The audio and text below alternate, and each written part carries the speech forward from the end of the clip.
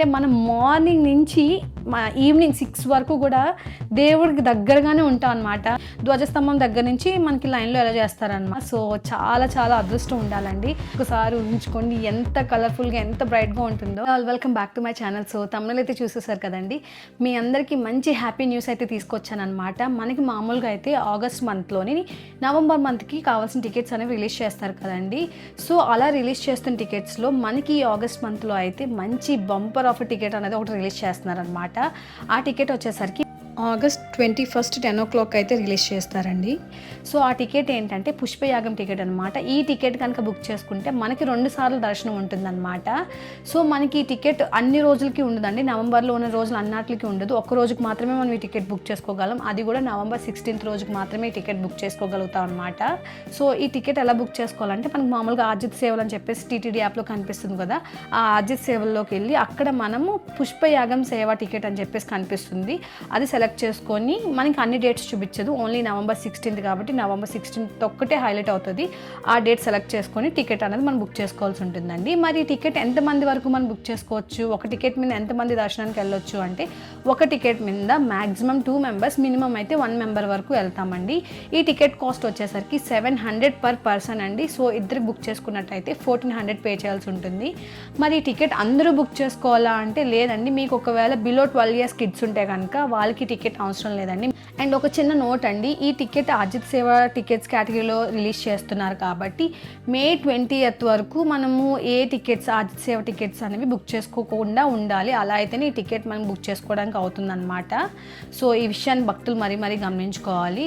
And Ajit సేవలు అంటే ఏ సేవలు వస్తాయి అంటే మనకి కళ్యాణోత్సవం, ఉంజల్ సేవ, సహస్ర దీపాలంకరణ సేవ, జ్యేష్ఠాభిషేకం, పూరాభిషేకం, ఈ సేవలన్నీ కూడా అజిత్ సేవల కింద వస్తాయండి. ఈ సేవలు మీరు మే 20th నుంచి ఈ గ్యాప్లో అంటే నవంబర్ 16th ఈ గ్యాప్లో బుక్ చేసుకుంటే కనుక అదే పుష్పయాగం సేవ టికెట్ అనేది బుక్ చేసుకోలేమన్నమాట. సో భక్తులు ఈ విషయాన్ని మరీ గమనించుకోవాలండి. మరి 300 రూపీస్ టికెట్ కానీ, లేకపోతే అంగ ప్రదక్షిణ టికెట్ కానీ, లేకపోతే 500 రూపీస్ టికెట్ కానీ, ఏ టికెట్స్ బుక్ చేసుకునే ఈ సేవ బుక్ చేసుకోవచ్చా పర్లేదా అంటే మీరు ప్రాబ్లం లేకుండా ఈ సేవను అయితే మనం బుక్ చేసుకోవచ్చండి. సో మనకి ఈ సేవ అంటే బుక్ చేసుకున్న తర్వాత మనకి 2 సార్లు దర్శనం ఉంటుంది కదండి. సో మరి ఆ దర్శనం ఎప్పుడెప్పుడు ఉంటుంది అంటే మనకి మామూలుగా అయితే మార్నింగ్ అయితే 9 o'clockకి ఈ సేవ అనేది స్టార్ట్ అవుతుంది కాబట్టి మీరు 7 o'clock కల్లా సుపథం దగ్గర రిపోర్ట్ చేయాల్సి ఉంటుందండి. మనకి మార్నింగ్ సేవ వచ్చేసరికి 9 నుంచి 11 వరకు ఉంటుంది. మనకి మార్నింగ్ సెషన్లోని అభిషేకం చేస్తారనమాట. సో పాలు, పెరుగు ఇలా అన్ని ద్రవ్యాలతోని అభిషేకం చేస్తారు మార్నింగ్ టైంలో. వన్స్ అభిషేకం అయిపోయిన తర్వాత 11-11:30 ఆ టైంకి మనకి దర్శనానికి అయితే అలో చేస్తారనమాట. మరి ఈ సేవ టికెట్ బుక్ చేసుకున్న వాళ్ళకి జయ విజయాల నుంచి ఉంటుందా దర్శనం, లేకపోతే మొదటి గర్భ దర్శనం ఉంటుందా అని అంటే మనకి జయ విజయాల నుంచే ఉంటుందండి. 2 సార్లు కూడా జయ విజయాల నుంచే ఉంటుందన్నమాట. సో మనకి 11-11:30 కల్లా మార్నింగ్ సెషన్లో దర్శనం అయిపోతుందండి. మళ్ళీ మధ్యాహ్నం సుపథం దగ్గర 12:30కి రిపోర్ట్ చేయాల్సి ఉంటుందండి. ఎందుకంటే మధ్యాహ్నం 1 నుంచి 5 వరకు ఈ సేవ అనేది జరుగుతుంది అనమాట. మళ్ళీ సో మధ్యాహ్నం ఏం జరుగుతుందంటే 27 డిఫరెంట్ కలర్స్ ఫ్లవర్స్తోనైతే మనకి సేవ అనేది చేస్తారనమాట. అండ్ 200 kgs ఫ్లవర్స్ ఒక్కసారి ఊహించుకోండి ఎంత కలర్ఫుల్గా ఎంత బ్రైట్గా ఉంటుందో. అండ్ ఈ సేవ బుక్ చేసుకున్న వాళ్ళకి మెయిన్ ఏంటంటే మనం మార్నింగ్ నుంచి ఈవినింగ్ 6 వరకు కూడా దేవుడికి దగ్గరగానే ఉంటాం అనమాట. సో చాలా చాలా అదృష్టం ఉండాలండి. మరి టికెట్స్ ఎన్ని రిలీజ్ చేస్తారు అంటే 1000 టికెట్స్ రిలీజ్ చేస్తారండి. సో ఖచ్చితంగా ఈ సేవకి పార్టిసిపేట్ చేసిన వాళ్ళు మనం ట్రెడిషనల్ వేరే వేసుకొని వెళ్ళాలండి. సో ఈ సేవకి అటెండ్ అయిన తర్వాత మనకి ఒక బ్లౌజ్ పీసు, నెక్స్ట్ ఒక కండువ అండ్ లడ్డు కూడా ఫ్రీగా ఇస్తారనమాట.